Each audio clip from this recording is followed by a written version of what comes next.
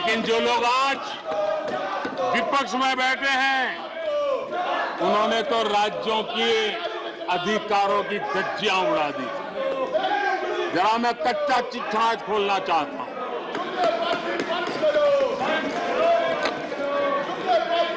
जरा इतिहास उठा करके देख लीजिए,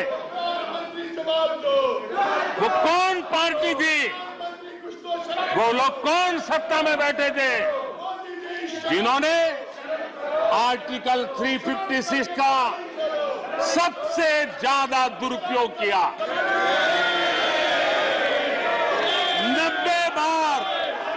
90 बार चुनी हुई सरकारों को गिरा दिया।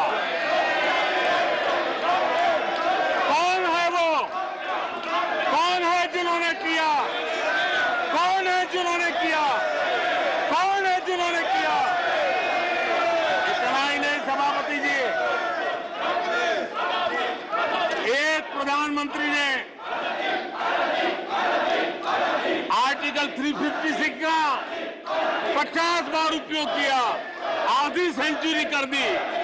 वो नाम है श्रीमती इंदिरा गांधी का। 50 बार सरकारों को गिरा दिया। केरल में आज जो लोग इनके साथ खड़े हैं, जरा याद कर लीजिए, थोड़ा बार माइक लगा दीजिए। केरल में वामपंथी सरकार चुनी गई, जिसे पंडित नेहरू पसंद नहीं करते थे। कुछ ही कालखंड के अंदर चुनी हुई पहली सरकार को गिराते थे। आज आप वहां खड़े हैं, आपके साथ क्या हुआ था जरा याद कीजिए। आदरणीय सभापति जी, जरा डीएमके के मित्रों को भी बताता हूं, तमिलनाडु में एमजीआर और करुणानिधि जैसे दिग्गजों की सरकारें, उन सरकारों को भी इन्हीं कांग्रेस वालों ने बर्खास्त कर दिया।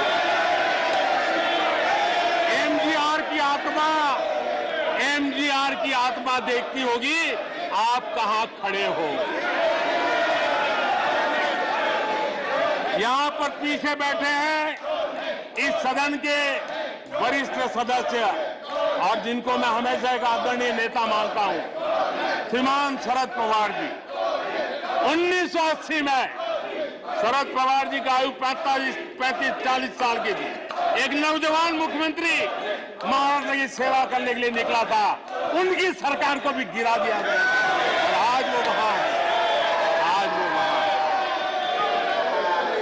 हर क्षेत्रीय नेता को उन्होंने परेशान किया। और एनटीआर के साथ क्या किया? यहां कुछ लोग आज कपड़े बदले होंगे, नाम बदला होगा, ज्योतिषियों की सूचना के अनुसार नाम बदला होगा, लेकिन कभी वो भी उनके साथ थे। उस एनटीआर की सरकार को, और वो तबीयत के लिए अमेरिका गए थे, अपने हेल्थ के लिए गए थे। आपने एनटीआर की सरकार को गिराने का प्रयास किया। ये कांग्रेस की राजनीति का स्तर था। आदरणीय सभापति जी, अखबार निकाल के देख लीजिए, हर अखबार लिखता था कि राजभवनों को कांग्रेस के दफ्तर बना दिए गए हैं, कांग्रेस के हेडक्वार्टर बना दिए गए। 2005 में झारखंड में एनडीए के पास ज्यादा सीटें थी, लेकिन गवर्नर ने यूपीओ को शपथ के लिए बुला लिया था। 1982 में हरियाणा में भाजपा और देवीलाल के पास प्री पोल उनका एग्रीमेंट था, उसके बावजूद भी गवर्नर ने कांग्रेस की सरकार के लिए निमंत्रण कर दिया था। ये कांग्रेस के पाप, और आज देश को गुमराह करने की बातें कर रहे हैं। आदरणीय सभापति जी, मैं एक बात को जानना चाहता हूं, मैं एक गंभीर विषय की ओर अब ध्यान देना भी चाहता हूं। महत्वपूर्ण विषयों को मैंने स्पर्श किया है, और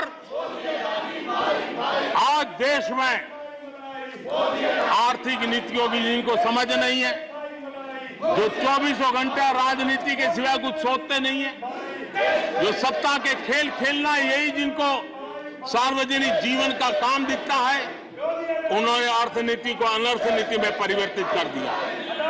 मैं उनको चेतावनी देना चाहता हूं और मैं इस सदन की गंभीरता के साथ उनसे कहना चाहता हूं कि अपने रिस्पेक्टिव स्टेट को जाके समझाएं कि ये गलत रास्ते पर न चले जाएं।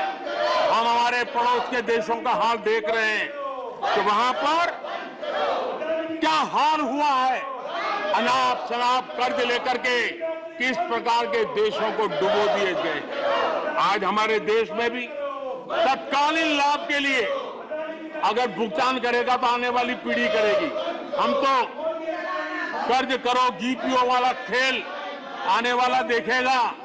ये कुछ राज्यों ने अपनाया है, वो उनका तो तबाह कर देंगे, देश को भी बर्बाद कर देंगे। अब देश अब कर्ज के तले दबते जा रहे हैं। ये देश आज दुनिया में उनको कर्ज देने के लिए कोई तैयार नहीं है। ये मुसीबतों से गुजर रहे हैं।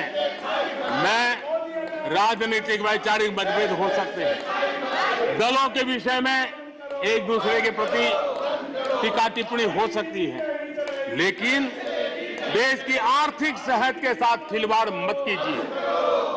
आर्थिक सेहत के साथ खिलवाड़ मत कीजिए।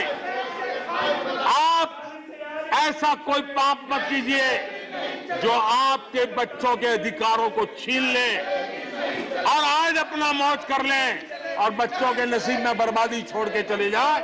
ऐसा करके न जाए। आज आपको पॉलिटिकली सूट कर, मैंने तो देखा एक मुख्यमंत्री ने बयान दिया कि भाई अब ठीक है, मैं तो निर्णय करता हूं, अभी मुसीबत मुझे कहां आएगी, 2030-32 के बाद आएगी, जो आएगा वो भुगतेगा। क्या कोई देश ऐसे चलता है क्या?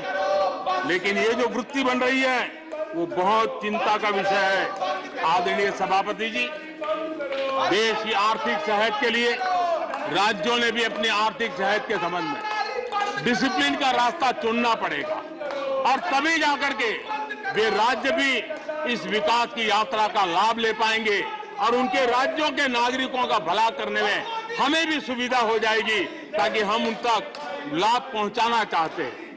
आदरणीय सभापति जी, 2047 में यह देश विकसित भारत बने, ये हम सबका संकल्प है। 140 करोड़ देशवासियों का संकल्प है। अब देश पीछे मुड़ करके देखने को तैयार नहीं है। देश लंबी छलांग मारने को तैयार है। जिनकी 2 वक्त की रोटी का सपना था, उसको आपने एड्रेस नहीं किया, हमने उसको एड्रेस किया है। जिसको सामाजिक न्याय की अपेक्षा थी, जो आपने एड्रेस नहीं किया, हमने एड्रेस किया है।